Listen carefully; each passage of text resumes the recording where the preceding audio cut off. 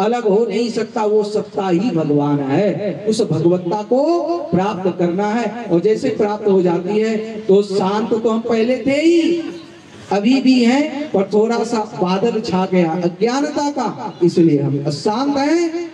व्यास जी ने कहा प्रेम लक्षणा की बात कीजिए, प्रेम लक्षणा भक्ति लिखिए, और उसका जो है संसार में इस तरह से प्रचार प्रसार होगा तो इससे आपको भी संतुष्टि मिलेगी और दूसरे लोग भी आनंद में, क्योंकि कलयुग आने वाला है और कलयुग में अब वेद उपनिषद ये सब पढ़ने का, कितने लोग गीता का, भले गीता बांट दें, गीता कुछ कर दें, पर बताइए तो गीता का पाठ कितने लोग एकदम करते भी होंगे, तो कहाँ उस पर हम लोग एकदम चलते हैं। अरे कहीं पकड़ ले, कहीं दूसरे देश में, हिंदू देश में, और कहे कोई श्लोक बोलो, तब क्या करोगे? कलमा तो लोग पढ़ लेते हैं, कलमा पढ़ो तो कलमा पढ़ करके लोग बच जाएंगे। और जब हिंदू आतंकवादी हो और आपको पकड़ ले और बोले कि ठीक है तुम हिंदू हो तो छोड़ देंगे, पर कोई श्लोक सुनाओ, कोई चौपाई सुनाओ, कोई दोहा सुनाओ, क्या सुनाओगे? अरे रामचरितमानस की कोई साधारण से भी चौपाई सुना दोगे तो शायद बच सकते। हमको लगता है वो भी बहुतों को नहीं आती, बहुतों को श्लोक को छोड़ ही दीजिए, साधारण सी चौपाई नहीं आती होगी, तो फिर हम कैसे बच पाएंगे? इसलिए अपने धर्म के प्रति भी कट्टर होना जरूरी है, इतना फ्लेक्सिबल होना अच्छी बात नहीं है। इसलिए आप सब कुछ न कुछ चौपाई रखिए, याद कीजिए, श्लोकों को याद कीजिए। और गीता जी का भक्ति योग 12वां अध्याय, बताइए गीता जी में कहाँ लिखा है कि भक्ति कैसे करना चाहिए? भक्ति योग पढ़े गीता जी का? कौन कौन लोग नित्य नियमित रूप से गीता जी का अध्ययन करते हैं, गीता पाठ करते हैं? थोड़ा हाथ उठाइएगा। अरे दूसरे भी देख लेंगे, हम तो नहीं करते, हम तो किए हुए हैं, जब सुनाने का आता तभी करते हैं। नियम से रोज चाहे जो भी हो जाए 5 श्लोक जरूर पढ़ेंगे। बसंती जी को सुना रही थी, ये करती है, तो उसमें साफ साफ लिखा है, भागवत के 12वें अध्याय के आप 13वें श्लोक से ले लो, वहाँ साफ साफ लिखा है, अद्वेष्टा सर्वभूतानां मैत्र करुणा एवच निर्ममो निरंकार समदुख सुख क्षमी संतुष्ट सततम योगी यथात्मा दृढ़ निश्चय अमयर्पित मन बुद्धिर्यो यो मद भक्ता समय प्रिय। कहते भक्तों में भी भगवान कह रहे हैं, गीता की वाणी में भगवान कृष्ण के ही द्वारा, क्योंकि ये बांगमयी मूर्ति है, ये भगवत स्वरूप है। वहां पर क्या कहा जा रहा है कि जो किसी से द्वेष नहीं करता, जो राग नहीं करता, और जो न किसी के उकसाने में उकसाता है और न किसी को उकसाता है, और न किसी से अपेक्षा करता, न उपेक्षा करता, न सुख करता, न सुख करता, ऐसा ही भक्त हमको प्रिय है। 16वें अध्याय में दैवी संपदा योग में वहां भी कहा, अभयम सत्व संशुद्धि ज्ञान योग व्यवस्थित दानम दमश्च यज्ञश्च स्वाध्यायस्तप आर्जवम, जो बिल्कुल निर्भीक रहता है, निडर रहता है, और जो भगवान को अपना मान लिया है, अभयम सत्व संशुद्धि, जिनका अंतःकरण शुद्ध है, ऐसा भक्त दैवी संपदा से युक्त है और वही शांति को पा सकता है। शांति और कहीं है नहीं तो यहीं पर है, बस इसको समझने की जरूरत है। व्यास जी को समझ में आ गई, नारायण का नाम लेते हुए नारद जी आए तो कहा, नारद जी आपने ठीक कहा, और उन्होंने उसी समय श्रीमद् भागवत ग्रंथ का प्रारंभ किया। पर बोलना और लिखना दोनों काम एक साथ नहीं हो सकता। गणेश जी का आह्वान किए, आइए आप सब भी गणेश जी को बुलाएं। गणेश जी कौन है? हमारे ऊपर अभी गणेश जी आए थे, आप लोग देखे थे कि नहीं? जो गांव का अध्यक्ष होता है, मुखिया होता है, वो गांव का गणेश, और जो जिला का मुखिया वो जिला का गणेश, और जो पूरे प्रांत का मुखिया वो प्रांत का गणेश, और जो पूरे देश का मुखिया वो देश का गणेश। तो जो जिस जगह का प्रतिनिधि है उसका सम्मान पहले होना चाहिए, यही गणेश पूजा का उद्देश्य है। गणेश गणों का जो इस है, गण का जो भगवान है, प्रतिनिधि तो करते हैं, उनका सम्मान होना चाहिए। घर में गणेश कौन है? हमारे माता पिता जी हैं, और माता पिता जी का सम्मान नहीं करेंगे तो बाहर में भी सम्मान मिलने वाला नहीं है। इसलिए जो जहाँ का मुखिया है उसका पूजन पहले करना है, फिर कहीं बाद में, चाहे वो कृष्ण हो, राम हो, शिव हो, जो भी हो, चाहे प्राइम मिनिस्टर हो। यदि प्राइम मिनिस्टर भी यहाँ आ जाए तो पहले यहाँ का जो वार्ड कमिश्नर है, अध्यक्ष जी हैं, उनको साथ में लेकर के तब प्रधानमंत्री से मिलने जाओ तो कोई विघ्न नहीं आएगा। और उनको ये करके आप मिलने जाओगे तो कहेगा अच्छा आओ बाद में बताते रहना, तो तुमको हमारे ही पास है। इसलिए पहले गणेश पूजन होता है, यानी जो हमारे नजदीक के देवता हैं, हमारे कुल देवता हैं। आइए हम लोग भी गणेश जी का आह्वान करें व्यास जी के साथ। बोल दे प्रेम से गणेश जी महाराज की, गणेश भगवान की जय जय जय गणनायक,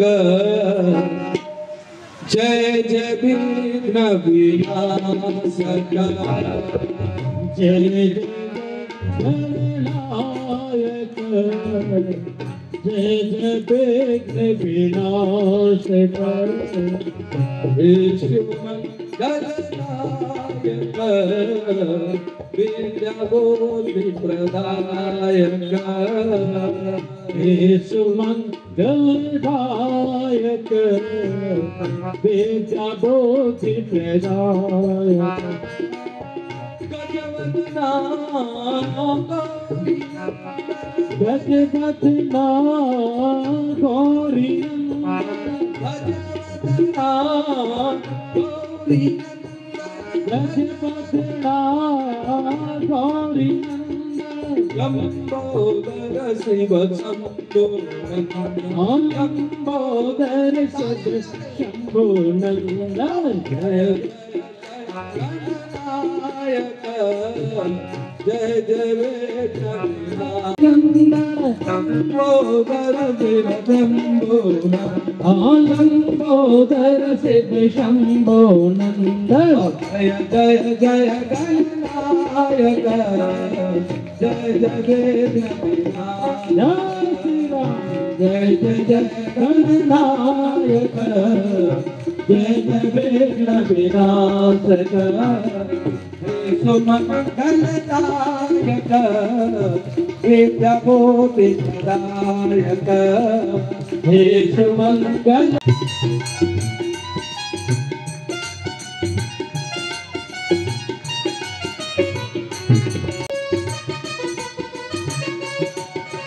मधुर बोल जगफंद को सन्मार्ग बचाने वाला, बिगड़ी तो आरती पापियों को पाप से है डर, हे भागवत भगवान की आरती पापियों को पाप से है डर दे।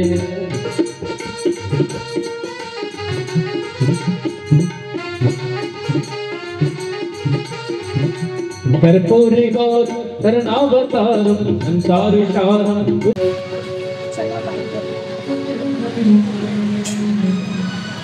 श्रीमद् भागवत महापुराण के व्यास पूजन कर एक माता जी ने 51 रुपये से व्यास पूजन किया, उनको बहुत बहुत धन्यवाद, साधुवाद। साथ ही किशु कुमार गछिया के 151 रुपये से किशु कुमार जी ने जो है व्यास पूजन किया, इनको भी बहुत बहुत धन्यवाद, साधुवाद। वंदन करते हुए आइए हम सब श्रीमद् भागवत कथा।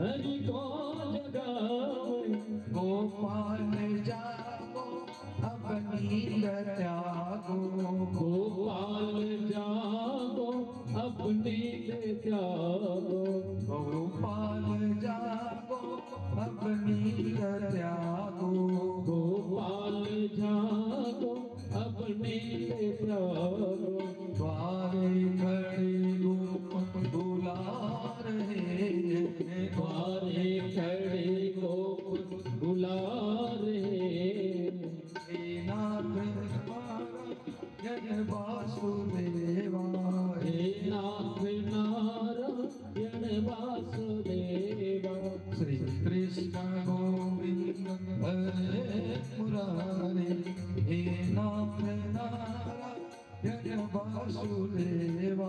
श्री कृष्ण गोविंद हरे मुरारे, हे नाथ नारायण वासुदेवा। गोविंद मेरी यही प्रार्थना है, गोविंद मेरी यही प्रार्थना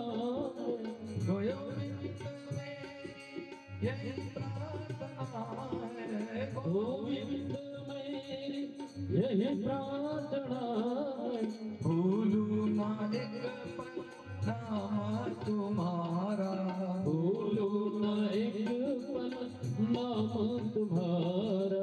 निष्काम होके दिन रात गाऊं, निष्काम होके दिन रात गाऊं। हे नाथ नारायण वासुदेवा, हे नाथ नारायण वासुदेवा।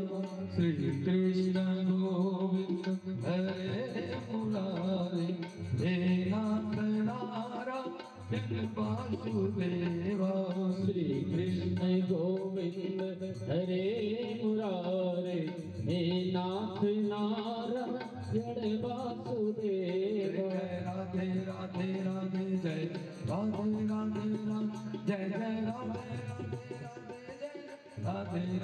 राधे, जय राधे राधे राधे, जय जय राधे राधे राधे, जय राधे राधे राधे, जय राधे राधे राधे, जय जय राधे राधे राधे, जय जय राधे राधे राधे। सीता राम राम राम, सीता राम राम राम, सीता राम राधे श्याम श्याम श्याम, सीता राम राम राम, सीता राम राम राम, राधे श्याम श्याम श्याम, राधे श्याम श्याम श्याम। ओ राधे श्याम श्याम श्याम, राधे श्याम श्याम श्याम, राधे श्याम श्याम श्याम, सीता राम राम राम, राधे श्याम श्याम श्याम, राधे श्याम श्याम श्याम, राधे श्याम श्याम श्याम, सीता राम राम राम। जपो राधे राधे राधे, रटो राधे राधे राधे, बोलो राधे राधे राधे, बोलो राधे राधे राधे, बोलो राधे राधे राधे, रटो राधे राधे राधे, बोलो राधे राधे राधे, कहो राधे राधे राधे। वृंदावन में राधे राधे, वृंदावन में राधे राधे, गोवर्धन में राधे राधे, कुंज कलिर में राधे राधे, राधे राधे बरसाने में राधे राधे, छठकरा में राधे राधे, राधे राधे राधे राधे, राधे राधे, राधे राधे, सब मिल बोलो राधे राधे, काली तट में राधे राधे, यमुना तट में राधे राधे, बंसी बट में राधे राधे, राधे राधे राधे राधे, राधे राधे राधे राधे, राधे राधे राधे, राधे राधे राधे, राधे राधे राधे राधे, राधे राधे राधे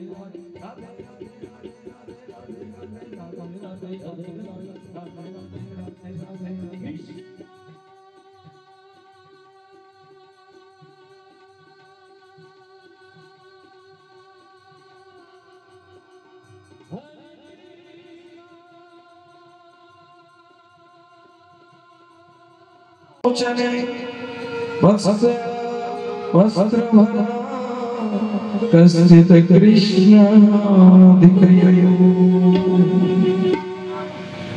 लहरा धरियो शीस पर दई चुनरी अपतियन रोके नहीं छोड़ चली घर। भगवान श्री कृष्ण जब गोवर्धन पूजा हुआ, स्त्रियों पर, बालकों पर, पशुओं पर अपनी कृपा बरसाई और सबको संदेह हुआ कि भगवान जो है ये साधारण नहीं है, ईश्वर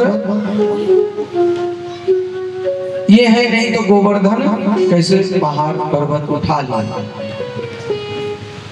भगवान श्री कृष्ण ने कहा ये हमारे द्वारा कार्य नहीं हुआ है, ये जो गिरिराज गोवर्धन उठाया ये सब आपकी ही कृपा है। हमने आप लोगों को देखा तो सारी शक्ति आ गई। कन्हैया कह रहे हैं कि हम जो देखे ना तो हमको वरदान प्राप्त है, देखने से आदि शक्ति बाली की तरह आ जाती है। और साथ ही कहते हैं कि राधे जी की कृपा से मैंने गोवर्धन लियो उठाए। अरे कछु माखन की बल बड़ी, कछु गोपन करी सहाय, राधे रानी की कृपा से मैंने गोवर्धन लियो उठाए। बोल श्री गोवर्धन नाथ की कृष्ण कन्हैया लाल की जय जय श्री राधे। एक बार जोरदार करतल ध्वनि से स्वागत करें हमारे मंदिर समिति के अध्यक्ष जो है चौरसिया जी का, और साथ ही प्रमोद महतो जी का भी एक बार जोरदार करतल ध्वनि से स्वागत करें। आप तबले से कर दिया अनिल जी जय बोल प्रेम से वृंदावन बिहारी लाल की कृष्ण चंद्र भगवान की बताना चाहिए। तब देखिए घर गृहस्थी में कैसे रहता है। गलती हो जाए तो घर की मुखिया का कर्तव्य है कि उस गलती की जिम्मेवारी खुद ले, और यदि कुछ गलती ना हो बल्कि अच्छा हो बड़ाई मिले तो कहना चाहिए मेरा नहीं, ये तो पूरे परिवार का सहयोग है। बोल प्रेम से कृष्ण चंद्र भगवान की गोवर्धन नाथ की। इस प्रकार गोवर्धन लीला के पश्चात दसम स्कंद के 29वें अध्याय में भगवान ने रास लीला रास पंचाध्यायी शुरू की। रसानां समूह रास रस वैसा इति रास। जहाँ रस है जहाँ आनंद है वहीं तो परमानंद भगवान है, और आनंद नहीं तो समझिए कि हम भगवान से दूर हो गए। आनंदमयम आनंदमयम परमात्मन परमानंद स्वयं। भगवान आनंद स्वरूप। गुप्त दान के रूप में 500 रुपया आया, साथ ही 100 का। तो ऐसे गुप्त दानी को बहुत बहुत धन्यवाद, साधुवाद। उनके पूरे परिवार पर भगवान की कृपा बनी रहे। जैसे कहने का तात्पर्य है कि रास के बारे में लोग न जाने क्या क्या कह देते हैं, बता देते हैं। कैसा कौन सा भगवान है स्त्रियों के साथ रास किए? अरे भैया ये प्रश्न जो है ना रामतीर्थ जी महाराज से जी अमेरिका में किसी ने पूछा था। टेम्स नदी के किनारे पर स्वामी रामतीर्थ जी महाराज जो गणित के बहुत बड़े प्रोफेसर थे, अब भगवान के भी बहुत भक्त थे, उनका सिग्नेचर भगवान हुबहू कर दिए। तब से कहा कि अब हम नौकरी नहीं करेंगे, हम तो भगवान की भक्ति में लीन रहेंगे, अब ये नौकरी हमको नहीं चाहिए, भगवान की नौकरी करेंगे। क्योंकि कोई चमत्कार जब किसी को दिख जाता है ना तो वो नमस्कार करना छोड़ता नहीं है। ऐसे स्वामी रामतीर्थ जी महाराज जब अमेरिका गए, विवेकानंद से कम नहीं, एकदम उसके समतुल्य थे, बहुत वैराग्य, ज्ञानी बहुत थे। तो उनको यही प्रश्न किया कि ये सनातन धर्म में ये समझ में नहीं आता है कि भगवान श्री कृष्ण ने रास क्यों किया। तो उस समय स्वामी रामतीर्थ जी महाराज ने कोई उत्तर नहीं दिया, पर प्रवचन करते करते देर रात हो गई। जैसे यहाँ भी 12 बज जाती है तो संयोग से वहां भी मतलब 11-12 के करीब बज गया। जब बहुत रात हो गया तो स्वामी जी ने क्या किया, आरती उरती कुछ नहीं की, पूर्णाहुति कुछ नहीं किया, और सत्संग के बीच से ही उठ करके चल दिए। अब चल दिए तो भक्त लोग भी चल दिए, भाई क्या बात है, बाबा उठे और चल दिए, किधर जा रहे हैं। तो जब लोग पीछे पीछे जाने लगे, दौड़ लगाने लगे। अब वो दौड़ लगाने लगे तो लोग भी दौड़ लगाने लगे, क्या बात है क्या बात है। बहुत दूर दौड़े, 2-3 किलोमीटर तो दौड़ गए। जब थक गए तब एक बेंच पर बैठ गए। जब लोग भी दौड़ते हाँफते आए तो कहा इतनी रात हो गई, इतनी रात में विशेष करके स्त्रियों को कहा तुम्हारे पति भी नहीं आए और तुम अकेली यहाँ तक आ गई। अरे अब तुम लोग को तो बाल बच्चे हैं, तुम लोग को घर वापस जाना चाहिए, तुम यहाँ क्यों आ गए। इस तरह से जब सबको, स्त्री को, पुरुषों को, सबको उलाहना देने लगे, उपलाहना देने लगे, तब भक्तों ने कहा हम आपको चाहते हैं और आप इस तरह से उठ करके आए। तो हम भी सोचे क्या बात हुई, तो हम भी आपके पीछे पीछे आ गए। तब स्वामी रामतीर्थ जी महाराज ने कहा यही स्थिति भगवान श्री कृष्ण के साथ है। कृष्ण को ऐसा नहीं कि स्त्रियां ही चाहती थी, स्त्री पुरुष बछड़े बालक गौ सब उनके तरफ आकर्षित थे और इसी कारण से सब उनसे मिलना चाहते थे, सब उनका सानिध्य लाभ करना चाहते थे। अरे महाराज इस्कॉन वाले ने तो इस प्रसंग पर केस ही कर दिया लंदन में। इस्कॉन संस्था समझते हैं ना, हरे कृष्ण वाला, international consciousness of Krishna consciousness. तो ये जो संस्था है इस्कॉन वाला तो कहा नहीं ये यहाँ नहीं चल सकती है, ये भारत में ही ये सब रास का प्रसंग और भागवत हो सकता है, यहाँ होगा तो लोग चरित्रहीन हो जाएंगे क्योंकि रास का प्रसंग सुनेंगे फिर कई स्त्रियों से संपर्क रखेंगे। तो इस तरह से ये वैध नहीं है, ये उचित नहीं है और ये जो है पथ भ्रष्ट का कारण है। केस कर दिया इस्कॉन वाले पर कि ये संस्था यहाँ नहीं खुल सकती। तो ये भी कहाँ कम है, सनातन धर्म वाले इन्होंने भी उल्टा केस कर दिया। किस पर? क्रिश्चियनिटी पर। दोनों में मुकदमा चली और जब मुकदमा चला तो उसमें जो हिंदू पक्ष के वकील थे उन्होंने कहा कि भगवान के तो 16,108 रानियां हुई या गोपियां हुई, यदि संख्या 16,108 मान के चलिए और 10,000 ज्यादा भी। पर ये बताइए कि ईसा मसीह के कितने पत्नी हैं? तब उस पक्ष के वकील ने कहा उन्होंने तो शादी ही नहीं की, वो तो एकदम बाल बैरागी हैं, ब्रह्मचारी हैं। कहा ऐसा नहीं, आप किसी नन को बुलाइए, नन मतलब सन्यासिनी, सन्यासिनी को बुलाया गया, उससे पूछा गया ये बताइए जब आप सन्यासिनी बनी तो कैसे बनी? तब उन्होंने कहा कि हम सन्यासिनी बनने के समय कसम खाए, प्रतिज्ञा खाए। सन्यासिनी भी ब्रह्मचारी होती है, शादीशुदा नहीं करती, उसी को सन्यासिनी नन कहा जाता। तो कहा कि आपने कौन सी शपथ खाई, कौन सी कसम खाई? कहा जब हम सन्यासिनी बनते हैं तब ईसा मसीह का सौगंध खा करके कहते कि आज से यही हमारे सब कुछ है, पति है, आज से ये हमारे पति हैं, अब हम कोई दूसरा विवाह नहीं करेंगे, दूसरा शादी नहीं करेंगे, बस ईसा मसीह को ही अपना पति माना। हिंदू पक्ष के वकील ने कहा बस बस हो गया। तब कहा जज साहब ये बताइए आज पूरे विश्व में कितनी सन्यासिनी है? कहा लाखों से ऊपर। ईसाई मिशनरीज में सन्यासिनी हम क्यों ना बने? पैसा रुपया सब खाने पीने सब मिलता है, सब सुख सुविधा मिलता है, ट्रेन में भी जाए तो एसी का टिकट कटता है, तो क्यों ना ईसाई मिशनरीज पले बढ़े? आप दक्षिण भारत चले जाएं, देखिए कैसे ईसाई मिशनरीज जो है माने चर्च वाले कितना फैसिलिटीज देते हैं। हमारे ही बहुत नजदीक के लोग ईसाई धर्म में चले गए, क्या करेगा, ऑपरेशन करना था, पैसा नहीं था, तो क्रिश्चियनिटी हॉस्पिटल वाले ने कहा तुम क्रिश्चियन धर्म अपना लो, तुम्हारा जो है हॉस्पिटल का खर्चा फ्री हो जाएगा। तो सोचा 4-5 लाख मिलता है तो धर्म परिवर्तन करने में क्या जाता, कर लिया। भले यहाँ हम कहें कि धर्म परिवर्तन नहीं होने देंगे आदि आदि, भाई धर्म परिवर्तन नहीं होने दोगे तो कम से कम जो भूखा है उसको अन्न दो, जो प्यासा है उसको पानी दो, और जो रोगी है उसको सुविधा दो।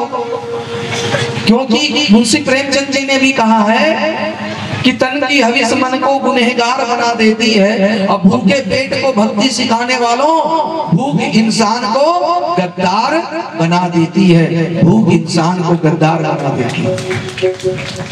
स्वामी विवेकानंद जी ने भी कहा कि पहला धर्म है यदि हमारे पड़ोस में एक कुत्ता भूखा है तो उसको रोटी देना, यही हमारा पहला धर्म है। कोई अशिक्षित है तो उसको शिक्षा मिल जाए, यही हमारा पहला धर्म है, यही हमारा कर्तव्य है। धर्म मतलब धारण करना, ये हिंदू मुस्लिम सिख ईसाई ये धर्म नहीं है, ये तो संप्रदाय है, ये मजहब है। धर्म मतलब जो हम धारण करते हैं, जो हमारा कर्तव्य कर्म है, उसको धर्म कहते हैं। धर्म इति धारयति। अब यहाँ का धर्म कुछ और हो सकता है, पर ठंडे प्रदेशों में कुछ और हो सकता है, क्योंकि वहाँ जीने के लिए यदि कोई थोड़ा विस्की पिए तो उसको पाप नहीं कहा जाएगा, क्योंकि शरीर को जिंदा रखना। कहने का तात्पर्य है कि इसके तात्पर्य को समझें, अंदर गहराई में उतर करके, क्योंकि व्यास जी महाराज, सुखदेव जी, तुलसीदास जी यूं ही कोई ग्रंथ नहीं लिख दिए। अब बोलने वाले माइक पर न जाने क्या क्या बोल देते हैं हमारे ठाकुर जी पर, भगवान पर, और हमारे इस श्रीमद् भागवत कथा आदि पर कि भगवान ऐसे किए वैसे किए। भाई उसकी गहराई को समझे, भगवान ने कुछ किया नहीं, ये सहज रूप से हुआ। और भगवान तो एको हम बहुश्याम के लिए और उसके पीछे उसके तात्पर्य लीला के लिए किए। उस लीला का तात्पर्य को समझिए, और उसका गुण बहुत है जो कि सनातन धर्म के सिवा और कहीं नहीं है। लंदन में जो क्रिश्चियनिटी के ऊपर केस हुआ तो कहा बताइए ईसा मसीह को पति मानने वाले आज कितने सन्यासी हैं? तो कहा लाखों में। तो कहा कि हमारे भगवान श्री कृष्ण के तो हजारों में हैं और ईसा मसीह के लाखों में हैं, तो सबसे ज्यादा चरित्रहीन कौन हुआ?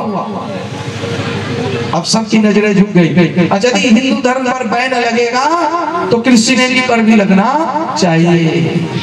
केस जीता, और आज भी विदेशों में जो है इस्कॉन वाले हरे रामा हरे कृष्णा कर रहे हैं। कहने का तात्पर्य है गहराई को समझे, किसी के बहकावे में न आ जाए।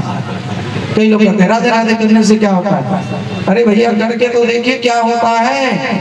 ये ऊपर ऊपर करने से कुछ नहीं होता है, नहीं तो ध्यान करने से भी कुछ नहीं होता है। बहुत से बोगला भगत मिल जाएगा। कई लोग कहते हैं गंगा नहाने से क्या होता है, तो ध्यान करने से क्या होता है?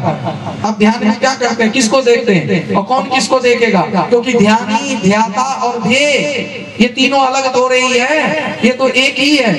ध्यान करने वाला भी वही, ध्याता भी वही, और जो ध्येय है वो भी वही। ज्ञानी, दाता और ज्ञेय ये तो तीनों एक ही है। जैसे पूजक, पूज्य और पूजा ये अलग नहीं है। द्वैत बुद्धि आप लाते हो ध्यान में, तो ध्यान कहां से हो सकता है? और ध्यान बस ध्यान करने के लिए नहीं है, ध्यान ज्ञान को जगाने की प्रक्रिया है। भैया समझ लीजिए, बाह्य पूजा पाठ करना चाहिए। बाह्य पूजा पाठ का फल है कि मन परमात्मा में लगे। बाह्य पूजा पाठ से जब बढ़ा, क्योंकि मन हमारा जब टिक जाए तो और अच्छी बात है। अब जब से भी ध्यान बढ़ा है कि चलो अब जब भी नहीं किया, मन का फेर रहे हैं। और ध्यान से भी ज्ञान बढ़ा। कब तक ध्यान करते रहेंगे? कहां तक ध्यान करते रहेंगे? और ध्यान है ज्ञान के लिए, और ज्ञान हो जाए कि हम कौन हैं, क्यों हैं, किस लिए हैं, कहां से हैं और फिर कहां जाना है। ये ध्यान में ज्ञान हो जाए तो फिर ध्यान करने की कोई जरूरत है? तो ध्यान ज्ञान को जगाने की प्रक्रिया। और ज्ञान जब आ जाए, ज्ञान किसको कहते हैं? कि जीवन को एक संत भी वैसे जीते हैं जैसे गृहस्थ, साधारण गृहस्थ जीते हैं। गीता जी में भगवान श्री कृष्ण ने अर्जुन को यही कहा, जब अर्जुन ने पूछा कि जो ज्ञानी है, जो कि विभूति योग में कहा, गीता के दूसरे अध्याय में कहा, जो स्थित प्रज्ञ व्यक्ति है वो कैसे जीते हैं, कैसे खाते हैं, कैसे चलते हैं?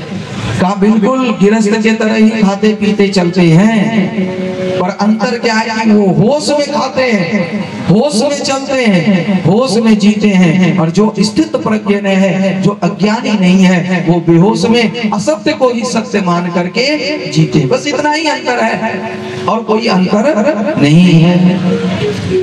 इस राज के प्रसंग पर डॉक्टर प्रोफेसर देवनंदन महतो जी आज खुद नहीं दे करके अपने पत्नी के हाथ से दिलवाए 105 रुपए के साथ श्रृंगार का सामान, पोशाक और अंग वस्त्र। जय जय। इससे देने वाले का उत्साह बढ़ता। चले ठाकुर जी बोल दे प्रेम से, वृंदावन बिहारी लाल की, कृष्ण कन्हैया लाल की, सब संतन हरि भक्तन की, रास बिहारी लाल की। यही रास है, ये अपनापन।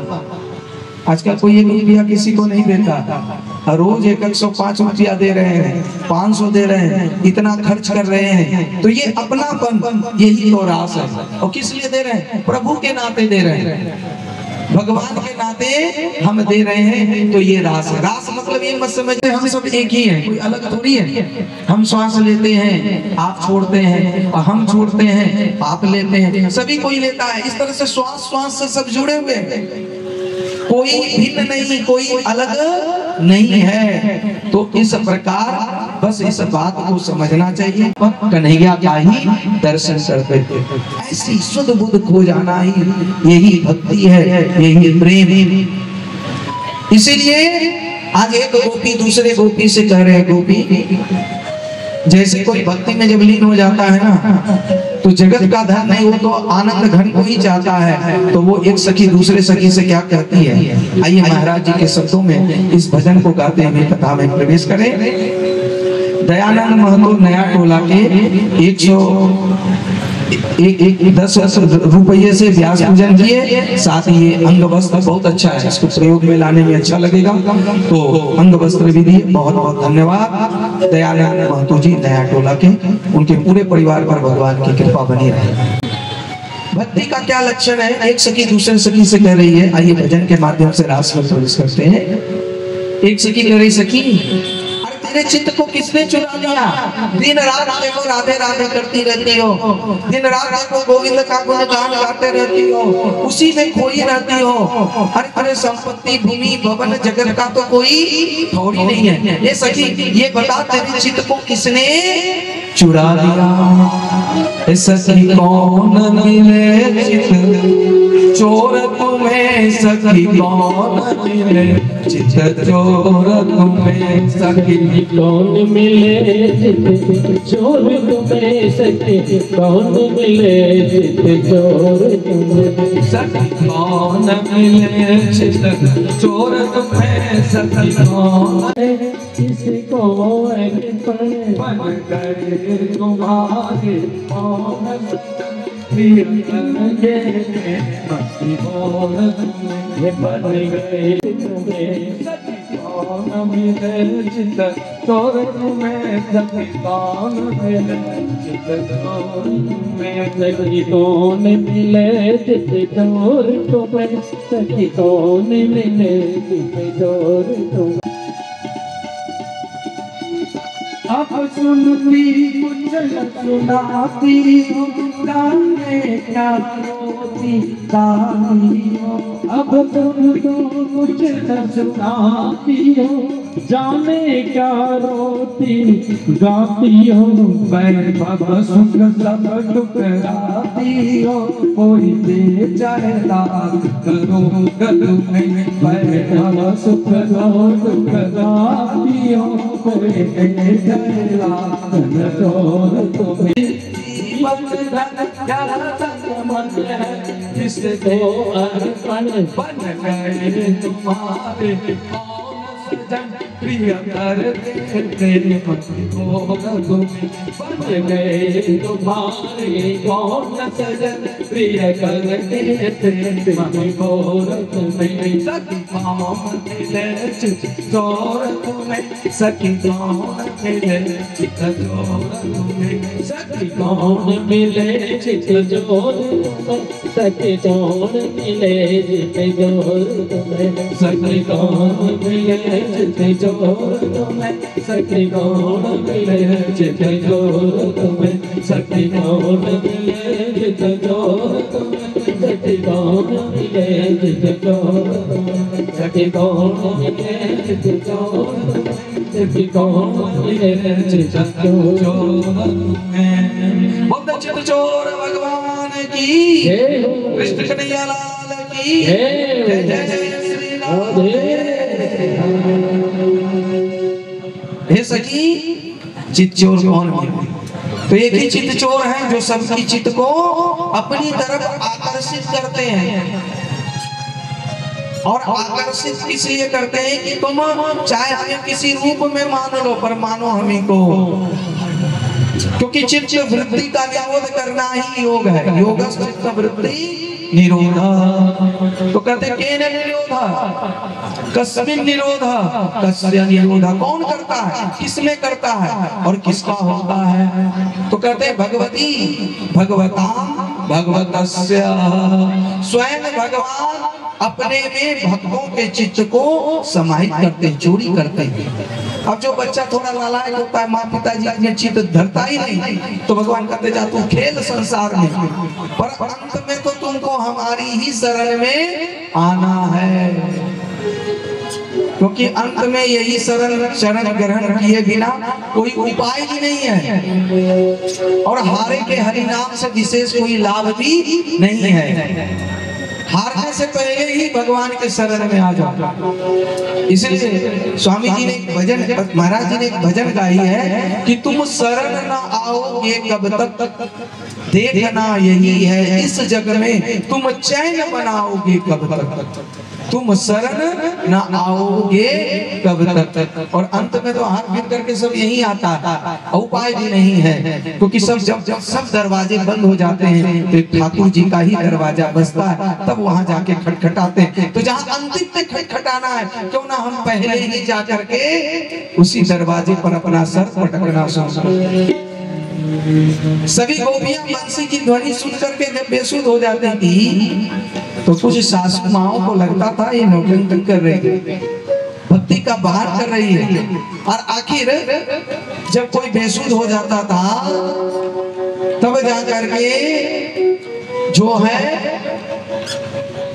कन्हैया आते थे, सासू माँ जाती थी बुलाने, चलो चलो जल्दी से हमारी बहुरानी अचेत हो गई है, और तुम पता नहीं क्या मंत्र बोलते हो, तो उसको चेतना आ जाती है। तो कन्हैया आते थे, बंसी बजाते थे, कान में बोलते थे, और मंत्र पता नहीं क्या बोलते थे।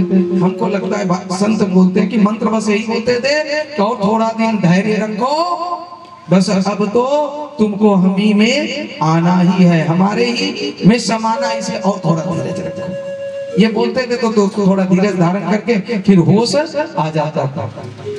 एक बार सासू माँ को लगा, गोपी की सासू माँ को पता नहीं क्या मंत्र बोलता, थोड़ा हम भी सुने। तो एक बार जो है नौटंकी की गोपी की सासू माँ ने, वो भी बेसुध हो गई, बेहोश ना होने का नाटक किया। अब बहुरानी भोली भाली दौड़ी दौड़ी गई कृष्ण के पास, नहीं आ गोविंद चलो, हमारी सासू माँ बिल्कुल बेहोश हो गई है, अचेत हो गई है, पता नहीं कैसे छटपट छटपट कर रही है, जल्दी से चलो। कन्हैया ने कहा कुछ नहीं हुआ, नौटंकी कर नहीं नहीं चलो, आप ऐसे नहीं कर सकते, हमारी सासू माँ है, माँ जल्दी चलो। हाथ पकड़ के लाए, खींच करके। कन्हैया तो सब जानते ही थे, अंतर्यामी थे, और वो सुनना चाहते थे कान में क्या बोलते। तो आते ही कहा देखो इसको कुछ नहीं हुआ, भूत लगा है, भूत इसीलिए उतना छटपट कर रही है और इस तरह से बेसुध है। जल्दी से एक लाठी लाओ, थोड़ा मिर्ची उर्ची लाओ। और जैसे लाठी का तो और छटपट करने लगी, 2-4 लाठी, तो फिर खड़ी हो गई, कहा नहीं नहीं नहीं, अरे हमको भूत भूत कुछ नहीं लगा है। तो 2-4 लाठी और दिए, तो कहा देखो ये नहीं बोल रही है, भूत बोल रहा। तो जो झूठ मूठ का पाखंड करते हैं ना, तो भगवान हमको ऐसे ही डंडा लगाते हैं। कई लोग करते हैं कि हम पर गोसाई आ गया है, हम पर भगत आ गया है, नवरात्रि में तो और विशेष करके हम तो ऐसे लोगों के पास अगरबत्ती लेके जाते हैं, उसके शरीर में लगाते हैं।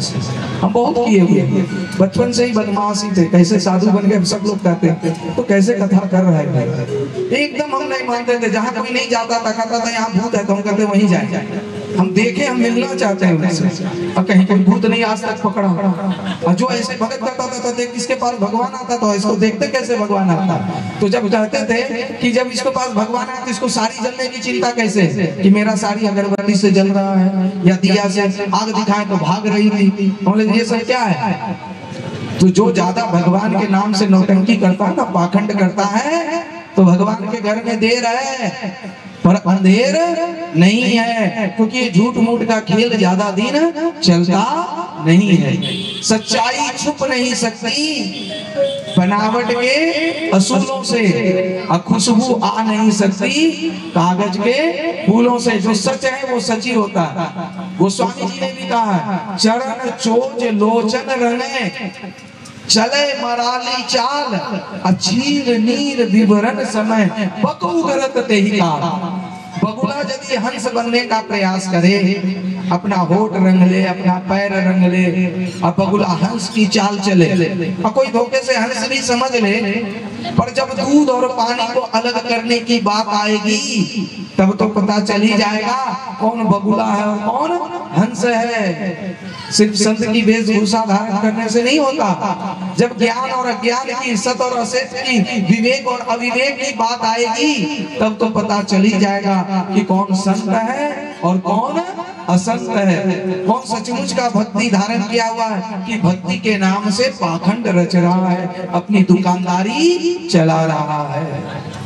इसलिए कौन क्या करता है उधर देखने की जरूरत नहीं है। अपने आप में जब कभी ऐसा भाव आए तो सावधान हो जाना चाहिए कि प्रभु आप हमारे और हम आपके हैं, तो इसमें दिखावा का क्या जरूरत है। इस प्रकार सासू माँ समझ गए कि यहाँ पर तो झूठ मूठ का कुछ चलता नहीं है, सावधान हो गई। पर कन्हैया ने देखा कि अब विलंब करने से ये अपने शरीर में प्राणों को नहीं रख पाएगी। तब जैसे ही शरद फुल्ल मल्लिका, शरद पूर्णिमा की रात्रि आई, भगवान ने योग माया उपाश्रित, योग माया का आश्रय लेकर के, योगाय संयोगाय यह माया ऋत सर्वभूतां मनोरम, यानी सभी भूतों को मनोहर करने के लिए भगवान पीत रात्रि शरद फुल्ल मल्लिका भिक्षम रत्तु मनश्चक्रे योग माया मुपाश्रिता, योग माया का आश्रय ले करके बंसी बजाए, उसमें काम बीज डालकर। और इसके पीछे बहुत से कारण थे, और जब बहुत से कारण होते तो भगवान कोई लीला करता। पहला कारण तो ये था कि कामदेव, जब भगवान शिव ने कामदेव को अपने तीसरे नेत्र से भस्म कर दिया तो कामदेव ने कहा ध्यान में, पूजा पाठ में, जप में तो कोई भी कामदेव को परास्त कर सकता है, वहां तो एकदम बाल ब्रह्मचारी बना रहे। पर स्त्रियों के बीच, यानी जब खाना बहुत सारा सामने हो, पनीर, पुलाव, रसगुल्ला, मिठाई, फिर भी जी से लार न टपके। और आजकल तो थोड़ा सा गोलगप्पा देखते ही सस्ता 10 रुपया में 5 गोल या 4 गोले तक खा लेते हैं, तुरंत लार टपकने लगता।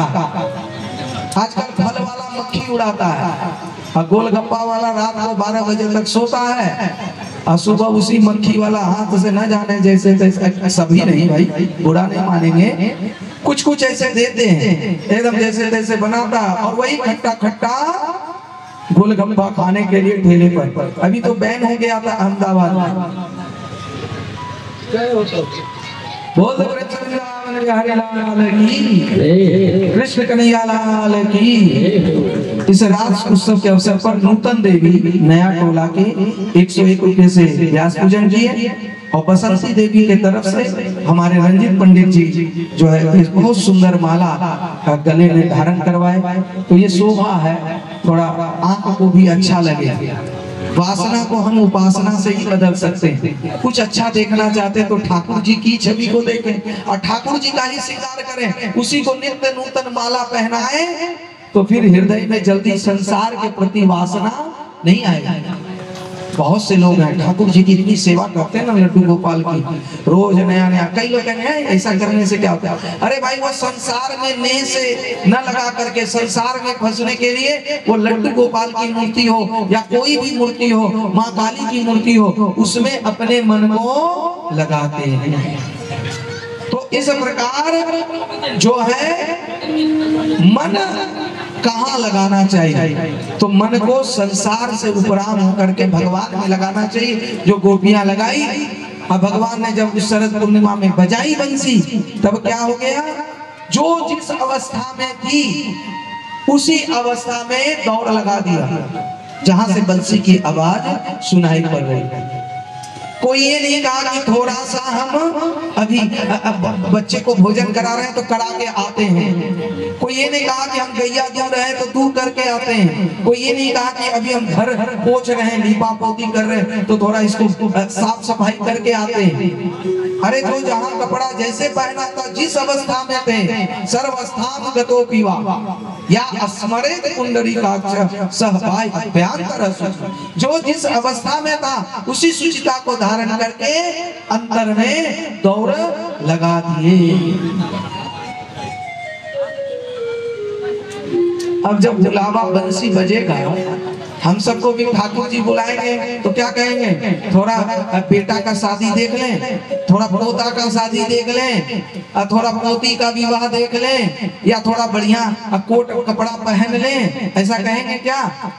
अरे जब उनकी बंसी बजेगी, जब बुलावा आएगा, तो हम जिस अवस्था में रहेंगे उसी अवस्था में छोड़ के जाना पड़ेगा। आएगा जब रे बुलावा हरि का, छोड़ के सब कुछ जाना पड़ेगा। आएगा जब रे बुलावा हरि का, छोड़ के सब कुछ जाना पड़ेगा। आएगा जब रे बुलावा हरि का, छोड़ के सब कुछ जाना पड़ेगा। आएगा जब रे बुलावा हरि का, छोड़ के सब कुछ जाना पड़ेगा। गोपियों ने कहा कि हम मरने के बाद तो आप ही की चरण शरण ग्रहण करेंगे, इसलिए हे प्रभु हम जीते जी आपसे मिलना चाहते हैं, ये सशरीर आपसे दर्शन करना चाहते हैं, आपका साक्षात्कार करना चाहते हैं, इतनी कृपा करो। क्योंकि हम आज से आपको नहीं चाह रहे हैं, हम तो कई जन्म जन्मांतर से चाह रहे हैं। बंसी बजी, सभी दौड़े नहीं आए, जो जन्म जन्मांतर से भगवान को चाहते थे वही दौड़ लगा दी। लहंगा धरियो शीश पर, दही चूनरी पाँव, अपतियन रोके नहीं रुकी, छोड़ चली घर गाँव। सब कुछ छोड़ करके दौड़ पड़ी। जब दौड़ लगा दी, पहुंच गए कहाँ, यमुना नदी के पुलिन पावन तट पर। जब पहुंच गए तो कन्हैया ने कहा, स्वागतम व महाभाग प्रियम किम करवाणि वा, ब्रजस्याम कश्चित् पृथ्वीगमनं किम कारणे। स्वागतम सुस्वागतम व महाभाग, हे महाभाग्यवान आप सबका स्वागत है, पर यहाँ पर जो आई हो सब कुछ छोड़ करके, तो पृथ्वीगमनं किम कारणम, यहाँ आने का कारण क्या है? अब यदि आपसे ही यही प्रश्न पूछा जाए, अभी घर में कितना काम पड़ा होगा, अब परसों शादी लगन का विवाह, कितना कोई को कहाँ कहाँ जाना होगा, ये सब छोड़ करके आप यहाँ क्यों आई हो? तो कहेंगे कथा सुन। पर यदि खुद बसंती जी ये बात कर दे क्यों आई हो, तो भाई इन्होंने आमंत्रण दिया, निमंत्रण दिया, माइक से सूचना दी कि भाई आ जाओ, भले 5 बजे से बोले थे पर उतना जल्दी नहीं हो पाता है, तो कहा आ जाओ, और उसके बाद बोले कि क्यों आई हो, निमंत्रण दे के खुद पूछे क्यों आई हो, तो ये तो वैसे ही हो गया भाई कि कोई खाने पर निमंत्रण दे और कहे कि क्यों आए हो। आज भगवान भी वैसे ही कर रहे हैं कि पृथ्वीगमनं किम कारणम। सभी गोपियां चुप हो गई, क्या लीला कर रहे हैं, ये खुद बंसी बजा करके बुलाए और हम लोग आए और कोई नहीं आया, और जिनको जिनको बुलाए वो आए हैं और पूछते हैं पृथ्वीगमनं किम कारणम। सुनते रहे। राजस्य घोरनयः घोर सत्सन्विता प्रतियतम व्रजनेयः अस्ते स्त्री भी सुहादियम। सब कहने लगे प्रभु कि देखो कोई बात नहीं, आई हो तो बहुत अच्छा है, शरद रात्रि है, देख लो चारों तरफ, निहार लो और लौट जाओ। जाओ जा करके पति की सेवा करो, पुत्र की सेवा करो, परिवार की सेवा करो, निहार लो, वापस चली जाओ।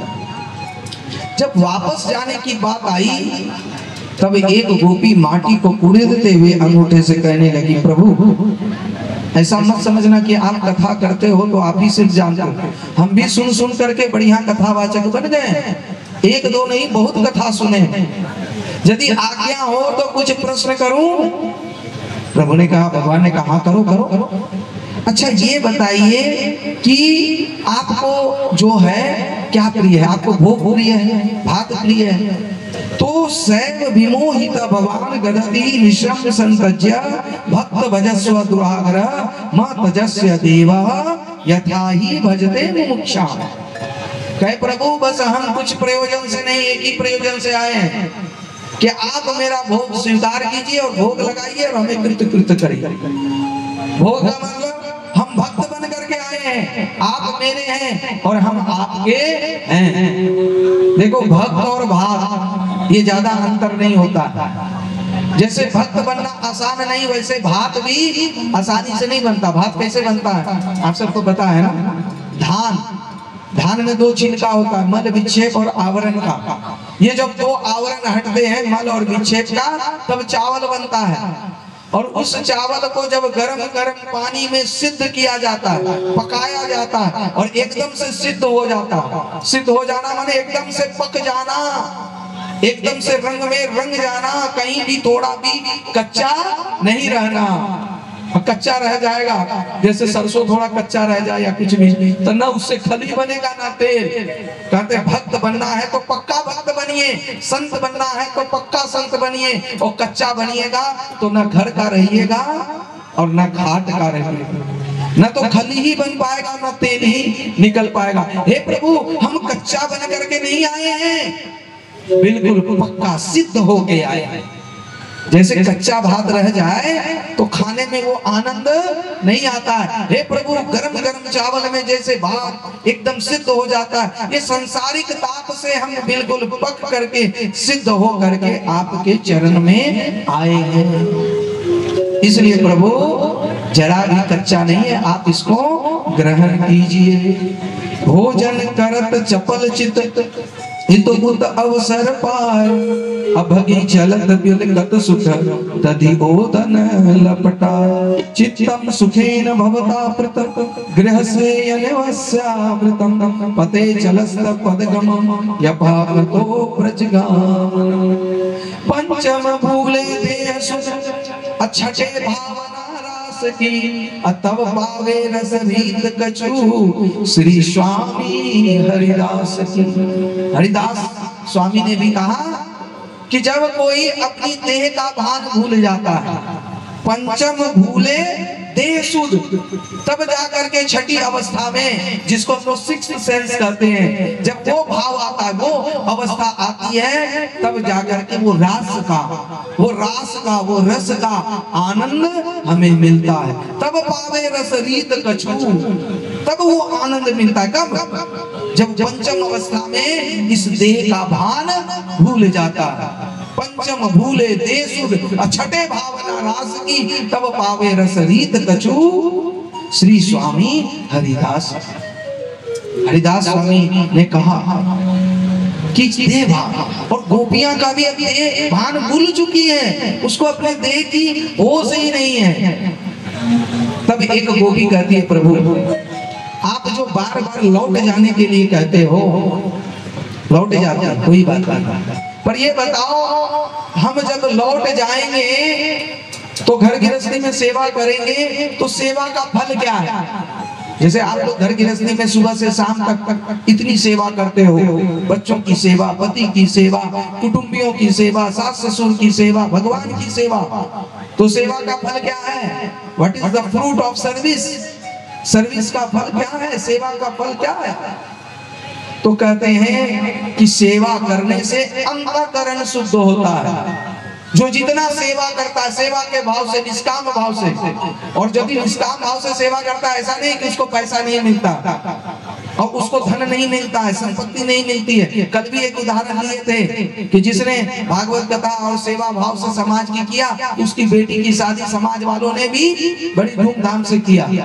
तो इसी तरह से जो सेवा करता है, चाहे जहां भी हो, घर का, बाहर का, कहीं का भी, तो सेवा करने से जब अंतःकरण शुद्ध होती है, तो वो शुद्ध अंतःकरण से उसे आत्मानुभूति होती है, आत्म तत्व को प्राप्ति होती है, वो आत्मबोध से जीने लगता है। आत्मबोध से जीना मतलब वो सब जगह आत्म भाव में ही रहता है। देखिए सांसारिक सफलता क्या है? जैसे कोई बड़ा पद पा जाना, प्रतिष्ठा पा जाना, भूमि भवन पा जाना, कोई मेडल पा जाना, ये सांसारिक सफलता है।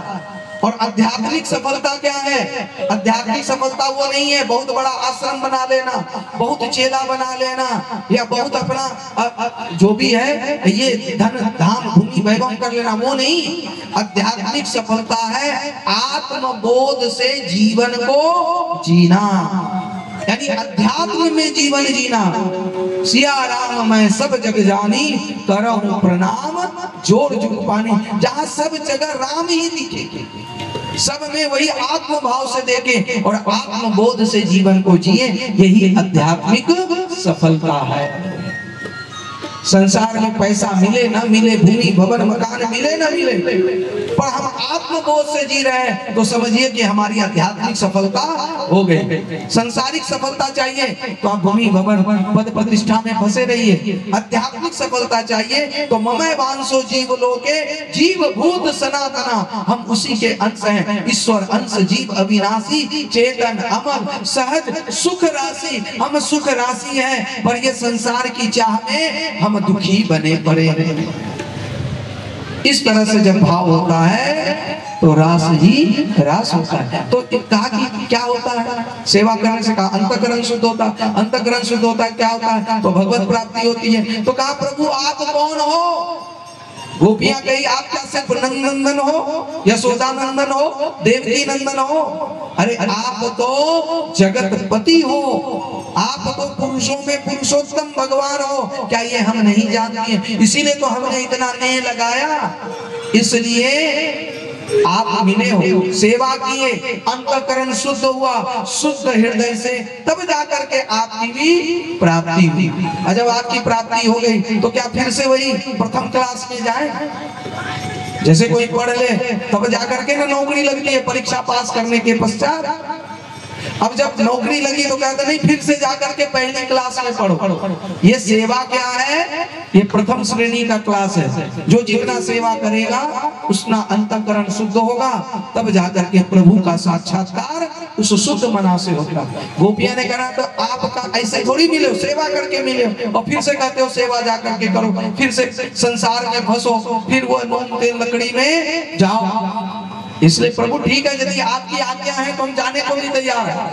आज्ञा समना सुसाहित सेवा, आज्ञा का पालन करना भी सेवा है। तो एक काम कीजिए, कृपा कीजिए कि जो मन हमने आपको समर्पित कर दिया है वो मन आप हमको वापस लौटा दीजिए, वापस कर दीजिए। भगवान ने कहा ये तो संभव नहीं है। अब बताइए कोई भगवान से प्रेम करे और भगवान से कहे कि तुम आप हमको लौटा दो, वो मन वापस कर दो। एक गोपी ऐसे ही थी, यमुना नदी के तट पर बैठी थी। भगवान श्री कृष्ण गए और कृष्ण अर्जुन को भेजा तो कहा तुम क्यों ध्यान कर रही हो? तो कहा हम इसलिए ध्यान कर रहे हैं कि वो ध्यान में ना आवे।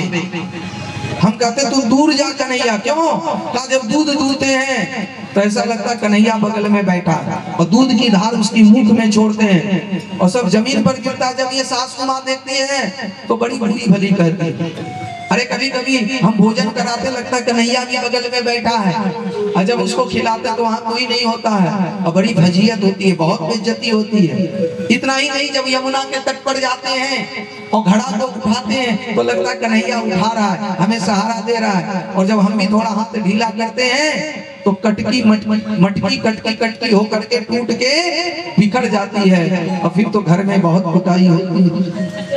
इतना ही नहीं, कन्हैया के उस स्मरण में, ध्यान में, अरे लकड़ी के जगह बेलन, चीनी के जगह नमक, न जाने अरे छींके पर तो हाड़ी के जगह अपने बेटे को ही कभी कभी रख देते हैं। इसलिए हम तो इसलिए ध्यान करें कि हे प्रभु अब ध्यान में ना हो, क्योंकि संसारिक कार्य ठीक से नहीं हो पा रहा।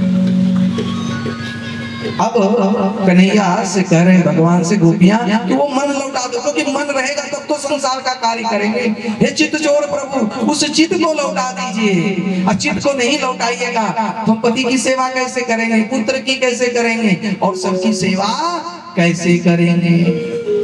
क्योंकि चित्त तो आपने चुरा लिया। भगवान ने कहा ये तो हमसे हो ही नहीं सकता। जब हो नहीं सकता तो प्रभु आप फिर क्यों कहते हैं कि लौट जाओ? क्योंकि लौटाने के लिए तो मन आपको देना ही पड़ेगा। तो भगवान ने हार करके कहा ये बताओ तुम चाहती क्या हो? तब जाकर के कहने लगे अंतरहिते भगवती सहस्रे भजनाम अंतस्य अस्मरंजना करियुतातम संवेदा जुग कृष्ण तदलीला कांक्षिता अद्रामृतमितं प्रीतम सनिस्त्रीता पाते। हे प्रभु बस कुछ और नहीं, हम अधरामृत का पान करना चाहते हैं। अधरम मधुरम बदनम मधुरम मधुराधिपते रखिलम मधुर, क्योंकि आप मधुर मधुर हो, आपका सब कुछ मधुर है। हे मधुराधिपति, आपके उस मधुर का हम अधरामृत पान करना चाहते हैं। अधरामृत मतलब जो धरा का पृथ्वी का अमृत नहीं है, वही है अधरा। धरा माने पृथ्वी, जो पृथ्वी का अमृत नहीं है वैसा अमृत का पान कराइए।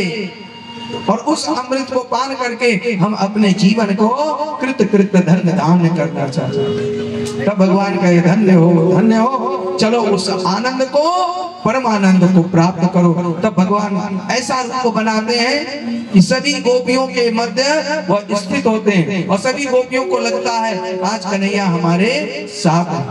भगवान मधुर मधुर बंसी बजाते हैं, और जब मधुर बंसी बजाते हैं कामदेव को भी पुकारते हैं, कामदेव आ जाओ, क्योंकि तुमने कहा था कि स्त्रियों के बीच रह करके भी यदि आप में वासना न जगे, आप अपने पद से च्युत न हो, तभी आपको हम भगवान मानेंगे। कामदेव भी उस रास में आया, उसने भी वशीकरण, मोहन, उच्चाटन, संभवन, उद्दीपन, ये पांचों प्रकार के बाण चलाए, पर भगवान टस से मस नहीं हुए। जब अपने पद से च्युत नहीं हुए, तभी कामदेव भगवान ने उनका एक नाम नया दिया, अच्युत। बोल दे अच्युत भगवान की, अच्युत भगवान की, रास बिहारी लाल की।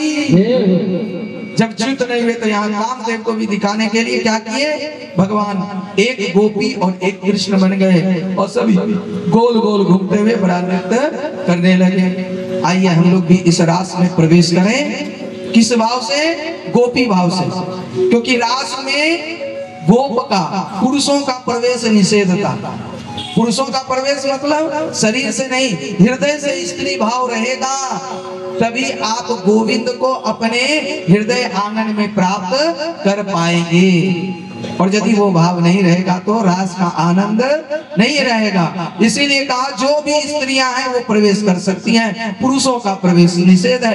नारद जी भी आए, राधा कुंड में स्नान किए और नारद से बन गए नारदी। तब जाकर के नारद भगवान नारदी बन करके उस रास में प्रवेश किए।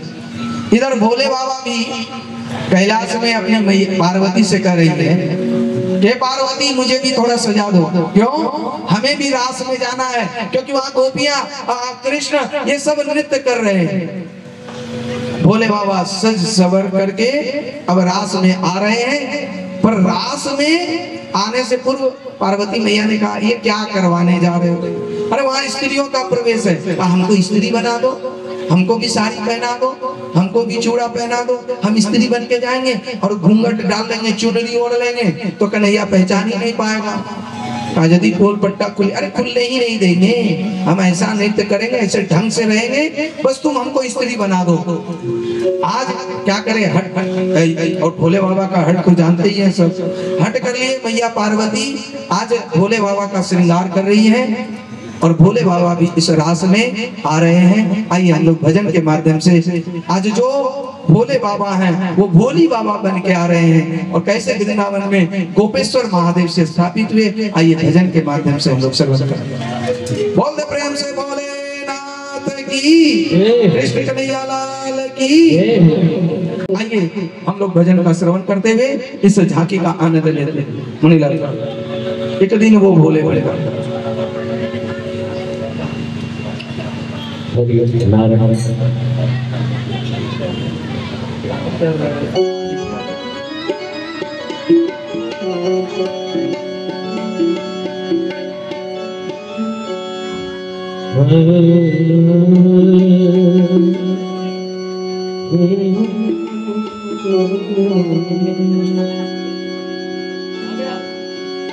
गजब की बांसुरी बजती थी वृंदावन बसैया की,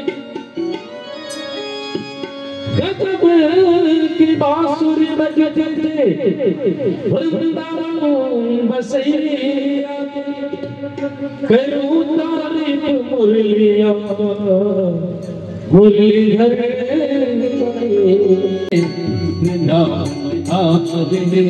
ताली बजाते हुए हम सभी रास में प्रवेश करें। ओ भोले भंडारी बन के ब्रज की तारी, वृंदावन आ रे वृंदावन आ रे, पार्वती जी मनाए हारी और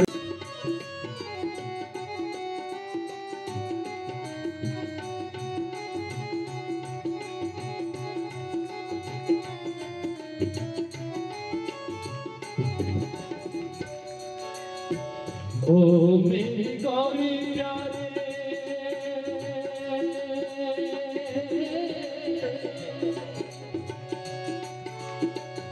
मैं चलूंगा इस रास में,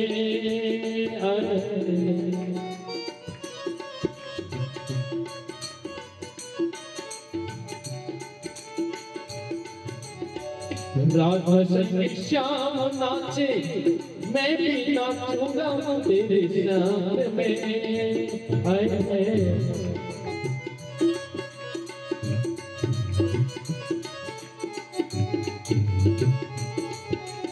लेकिन मैं ये कहते हैं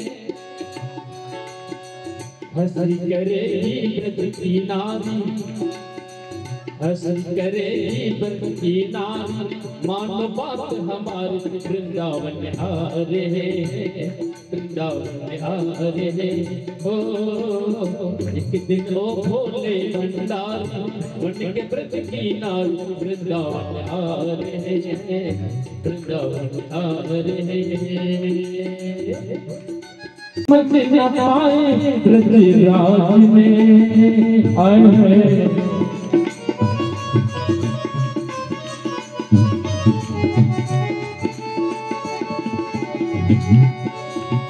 मैं हूँ सहेली तेरी ऐसा बताना ब्रज राज को,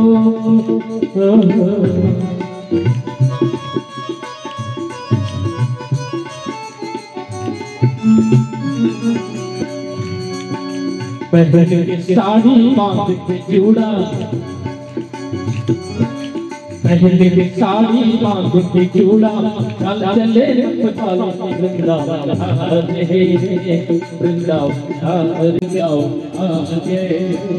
वृंदावन।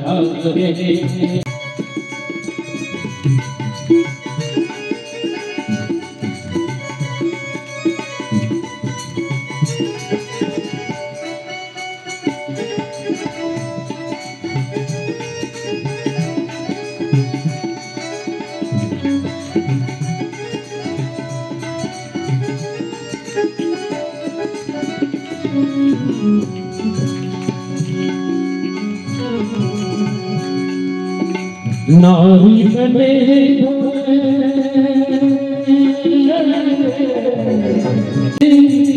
राज में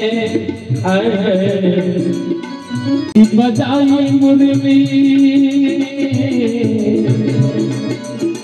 ऐसी बजाई मुरली सुध भूले भोलेनाथ ने,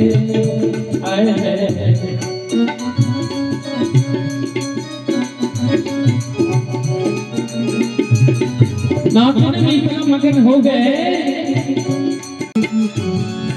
सरक गई जब सर से साड़ी, सरक गई जब सर से साड़ी, कहलाए अर्धनारी वृंदावन आ रहे, इतने दिन ओ भोले भंडारी बन के ब्रज की नारी, वृंदावन आ रहे वृंदावन आ रहे, पार्वती जी मना हारे, पार्वती जी मना हारे, ना माने त्रिपुरारी, वृंदावन आ रहे वृंदावन आ रहे। दिनों भोले भंडारी जय हो। बोले प्रेम से भागवत भगवान की जय हो। जय जय श्री राधे। राधे श्याम।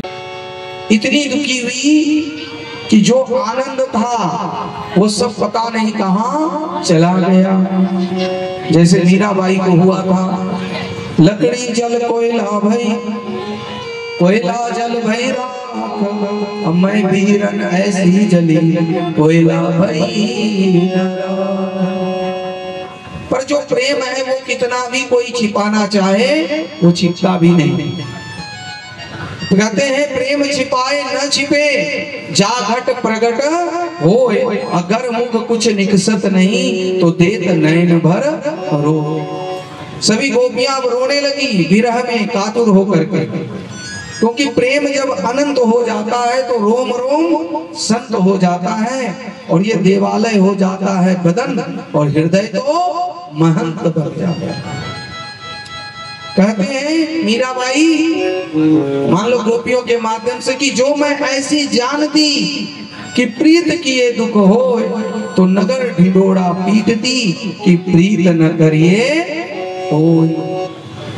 ऐसा नहीं है कि प्रेम में सिर्फ आनंद ही मिलता है, वहां तो विरह की अग्नि में पहले अपने को तपाना पड़ता है, जलाना पड़ता है। आज जब गोपियां रोने लगी तब जाकर के गोपियां एक दूसरे से कहती हैं, रोने से काम नहीं चलेगा, अरे हमारे प्रभु अंतर्धान हो गए, चले गए, उसको ढूंढना पड़ेगा।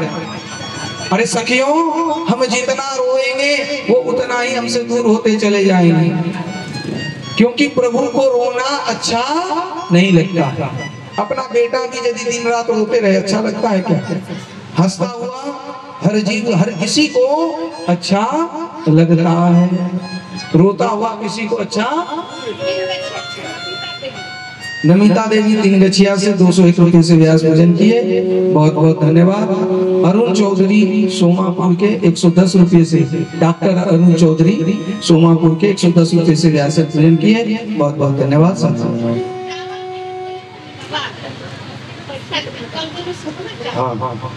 तो बोले प्रेम से रास बिहारी लाल की। गोपियां विरह कातर होकर के रोना तो चाहती है पर रो नहीं पाती, सोचती है जितना रोएंगे तो ठाकुर जी उतना अच्छा नहीं लगेगा, और जितना खोजेंगे उतना वो छिपेंगे। ये रात्रि का समय है, कहीं कांटा गड़ गया, कंकड़ गड़ गया, तो उनको जितना दुख नहीं होगा उससे कई गुना दुख तो कष्ट तो हमें होगा।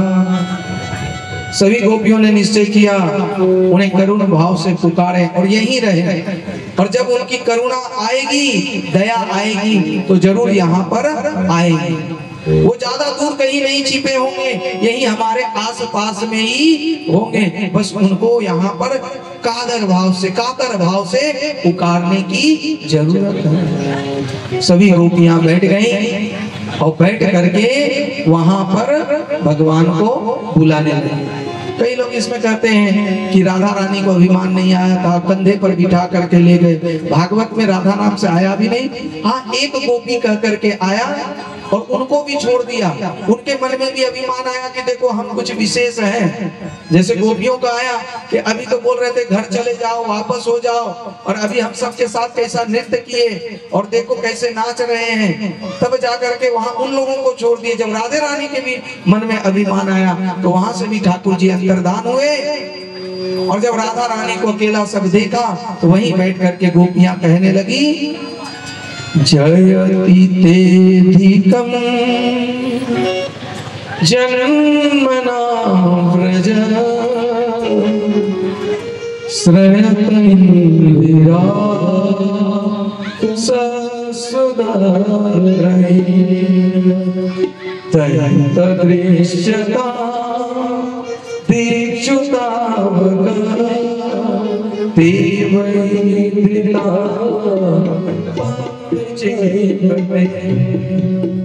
देवैत्रिता तां चेपते जयति तेधिकं जन्मना व्रज Thank you.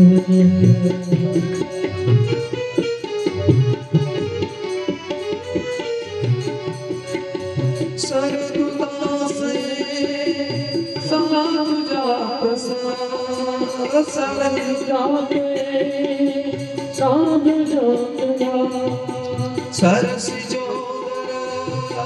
श्री मुसादृश श्री सुरत नामते अशुदासिका भरत निलिन को देह किंवर भरत निलिन को देह किंवर विष जलत पया जसा वर्ष मारुता विषमया मजा विश्वतोया ऋषभदेवयं रक्षितामः ऋषभदेवयं रक्षितामः वल्लभगोपिका नंदनो अनिल देना कलमिता विषय साधितो विश्व को गए सकलदेव संततांगुलं विरचितावयं विष्णुनोयते चरणमीयुषा संसृते मया करसरोरुहा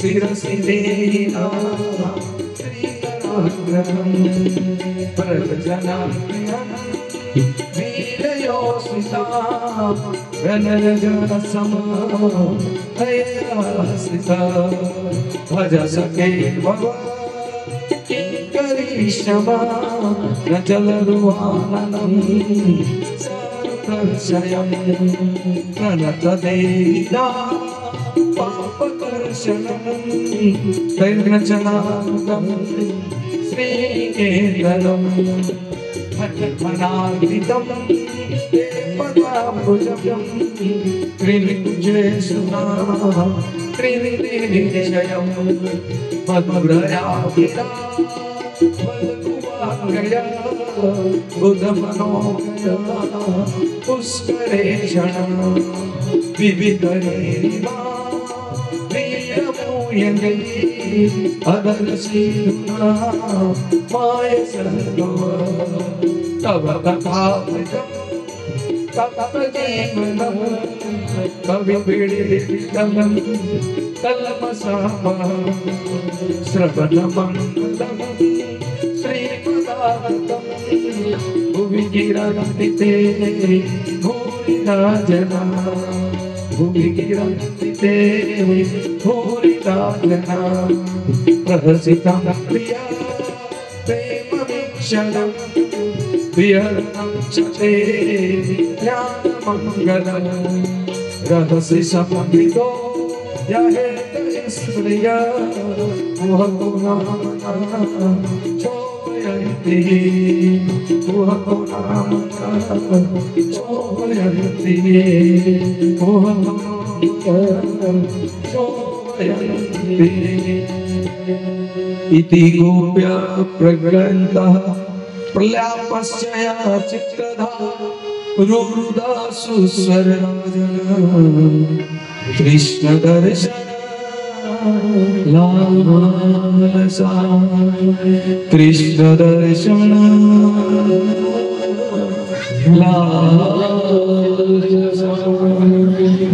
सभी गोपियां अब अपने आप को नहीं रोक पाई। रुरुदा सुस्वर राजन, सभी स्वर में स्वर मिला करके अब रोने लगी। कैसे रोने लगी? स्वर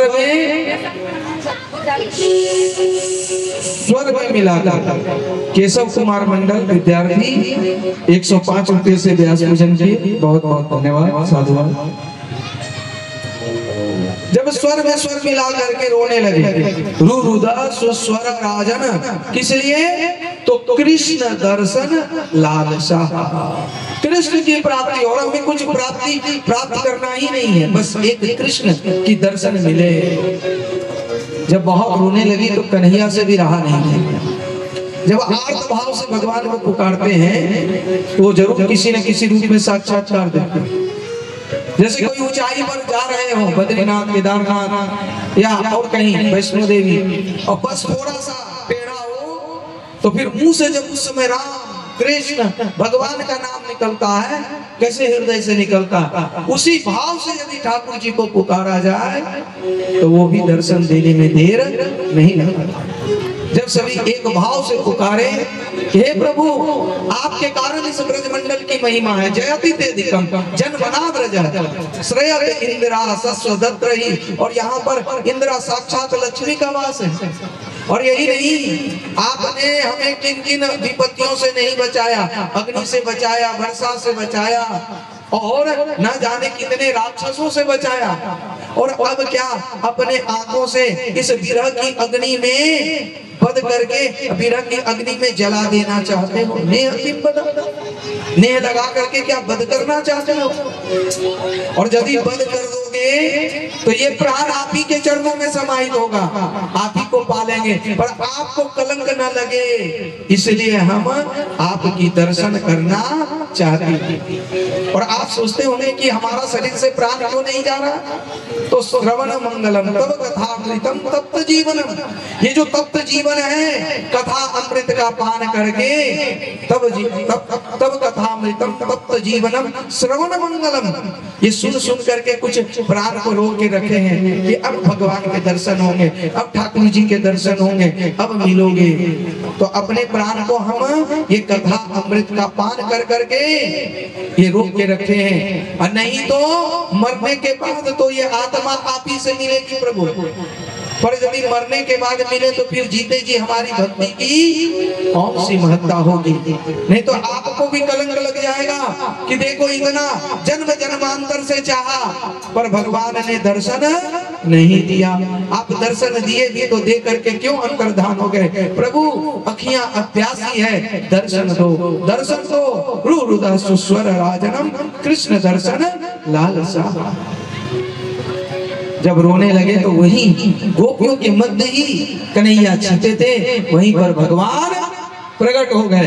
बोले कृष्ण कन्हैया लाल की, भक्त वत्सल भगवान की, बोलते प्रेम से गोप और गोपियों की, बोलते वृंदावन बिहारी लाल की, रास बिहारी लाल की। सभी बहुत प्रसन्न हुए, खुश हुए, आनंदित हुए। जैसे भगवान प्रकट हुए कि वहां पर किसी ने हाथ पकड़ा, किसी ने पैर, और किसी ने उसका एकदम पावन पुलिन तट पर चुनरी बिछा करके बिठाया, और इतना जकड़ के पकड़ के कहीं फिर से भाग न जाए, कहीं फिर से अंतर्धान न हो जाए, बिठाया। तो सबसे पहले गोपियों ने यही प्रश्न किया, प्रभु आप अंतर्धान क्यों गए? शायद हमसे कुछ गलती हो गई, शायद हमें प्रेम करना नहीं आता है, इसलिए आप बताइए कि प्रेम कैसे करते हैं?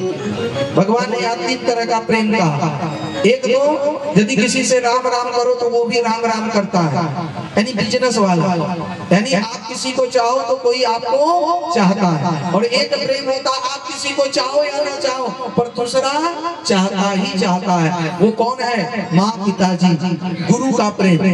आप माँ से प्रेम करें या ना करें, पर माँ का प्रेम बेटे के प्रति रहता ही है। माँ का प्रेम अपने बेटी यानी अपने रिश्तेदारों के प्रति रहता ही रहता। कोई शिष्य यदि गुरु शिष्य की परंपरा जुड़ती है, शिष्य गुरु से प्रेम करे न करे, पर गुरु तो शिष्य से प्रेम करता है। एक दूसरे तरह का एक प्रेम होता है अपना काम बनाने वाला प्रेम, जिसको अब तक काम करते हैं, और अपना काम बन जाए तो फिर कौन किसका। जैसे किसी दुकान में सामान खरीदने जाइए तो बड़ा प्रेम से आपको सामान बेचेगा, भले आप कितना भी उनको उलझाए, जितना भी कड़वा वचन कहे, पर वो अपना आपा नहीं खोता, प्रेम से ही बात करता। और फिर वही सामान आप लौटाने जाओ तो बोहनी नहीं है तो बैठिए, अच्छा ये बाद में मिलेगा, दूसरे दिन आइएगा, फिर वो प्रेम वैसा नहीं दिखता है। तो एक स्वार्थ का भी प्रेम होता है। तो गोपियां मानो इशारों में कह रहा, कहीं आप भी तो स्वार्थी नहीं हो कि जब तक मन किया नेह लगाया, नाता जोड़ा, और अब शायद आप अंतर्धान हो गए, भगवान श्री कृष्ण समझ गए, उन्होंने कहा ऐसी बात नहीं है गोपियों, बात इसलिए हम अंतर्धान हुए कि जैसे कोई गरीब को धन मिले और मिल करके फिर खो जाए तो पहले जितना दुखी नहीं होता है, पा करके जब खो देता है तब और ज्यादा दुखी हो जाता है। जैसे किसी को बेटा नहीं है तो कोई बात नहीं, पर बेटा हो और नालायक हो या वो चले जाए तो और ज्यादा दुखी हो जाता है। इसीलिए तुम हमें बाहर ही बाहर न ढूंढो, हमें अपने हृदय में अंदर भी तुम हमको पा सको,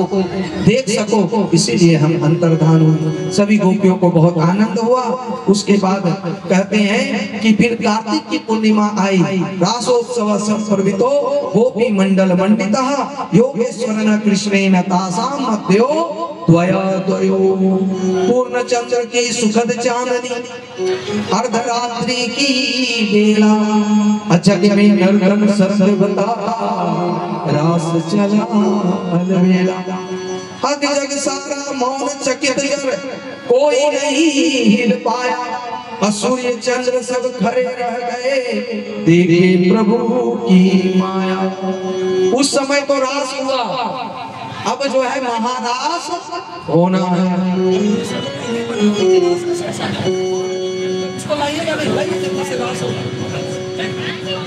अब भगवान श्री कृष्ण वहां प्रकट हुए और महारास प्रारंभ हुआ।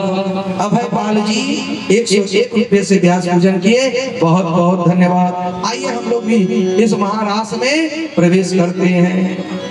रास रचो है प्रभु, अभी गोपी के दर्शन यमुना तट से आ रहे हैं, भगवान श्री कृष्ण आ रहे हैं। आइए हम लोग भी। आजमनगर से सौरभ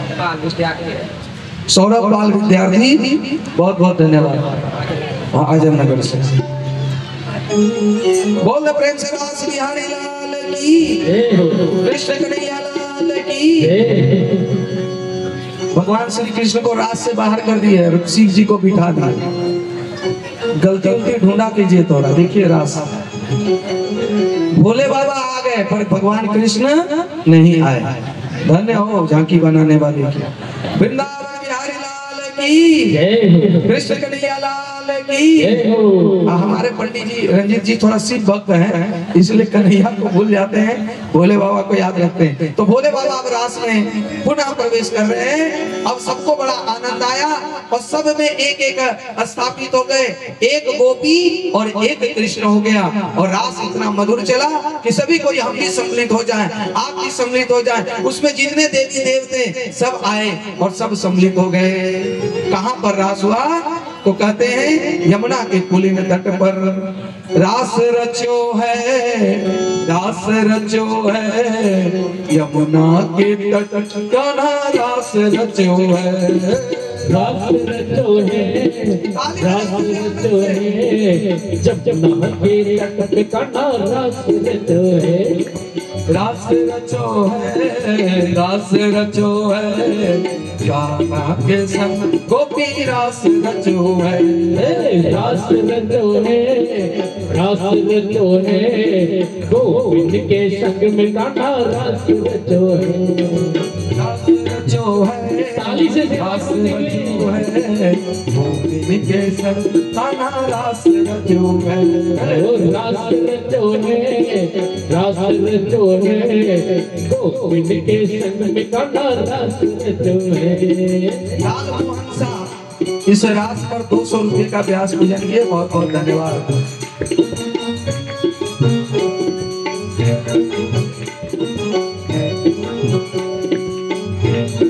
ताली बजाते हुए आनंद से, अब किन्हीं को नाचने का मन करे तो जो जहाँ बैठे खड़े खड़े इस रास का आनंद ले सकते हैं, नाच सकते हैं।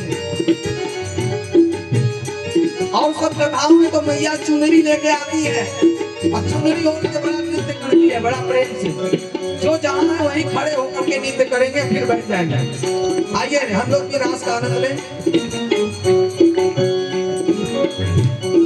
राधा नाचे, राधे राधे, राधा नाचे, राधे राधे, कृष्ण नाचे, राधे राधे, राधा नाचे, राधे कृष्ण नाचे, राधे राधे, राधा नाचे, कृष्ण नाचे, नाचे गोपी संग, राधा नाचे, कृष्ण नाचे, नाचे गोपी संग मन मेरा बन गए सखी रे, मन मेरा बन गए सखी रे पावन पावन रास रचो है, रास रचो है, गोपिन के संग ताना रास रचो है, रास रचो है, रास रचो है, गोपिन के संग में गाना रास रचो है, रास रचो है, रास रचो है, गोपिन के संग ताना रास रचो है, रास रचो है, रास रचो है, पावन के संग में गाना रास रचो है, रास रचो है, रास रचो है, गोपिन के संग ताना रास रचो है, रास रचो है, रास रचो है, रास रचो है, रास रचो है, यमुना के ताना रास रचो है, रास रचो है, रास रचो है, यमुना के तट पे गाना रास रचो है, रास रचो है, रास रचो है, यमुना के ताना रास रचो है, रास रचो है, रास रचो है, यमुना के तट पे गाना रास रचो है, रास रचो है, रास रचो है, गोपिन के संग ताना रास रचो है, रास रचो रास रचो है, गोपिन के संग गाना रास रचो है, राधा नाचे, कृष्ण नाचे, नाचे गोपी संग, मन मेरा बन गयो सखी रे, मन मेरा बन गयो सखी रे, पावन वृंदावन, रास रचो है, रास रचो है, इनके संग ताना रास रचो है, रास रचो है, रास रचो है, गोपिन के संग गाना रास रचो है। इस रास में सभी नृत्य कर रहे हैं आनंद से। थोड़ा तबला वाले का आवाज बढ़ा देना भैया।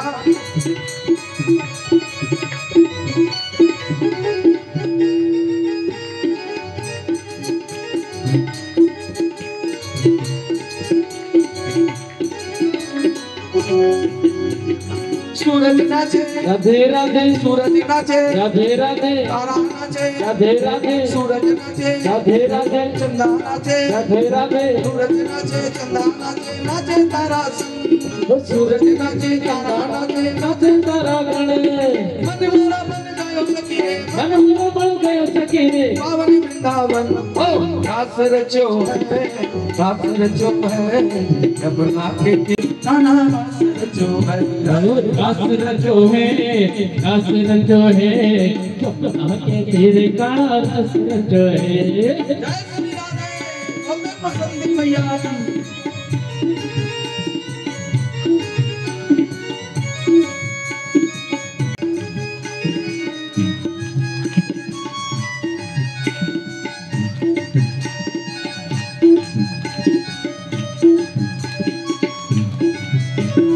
गंगा नाचे, राधे राधे, गंगा नाचे, यमुना नाचे, नाचे सखियों संग, मन मेरा बन गयो सखी रे, मन मेरा बन गयो सखी रे, पावन वृंदावन, रास रचो है, रास रचो है, गोपिन के संग ताना रास रचो है, रास रचो है, रास रचो है, गोपिन के संग गाना रास रचो है, रास रचो है, रास रचो है, यमुना के तीरे गाना रास रचो है।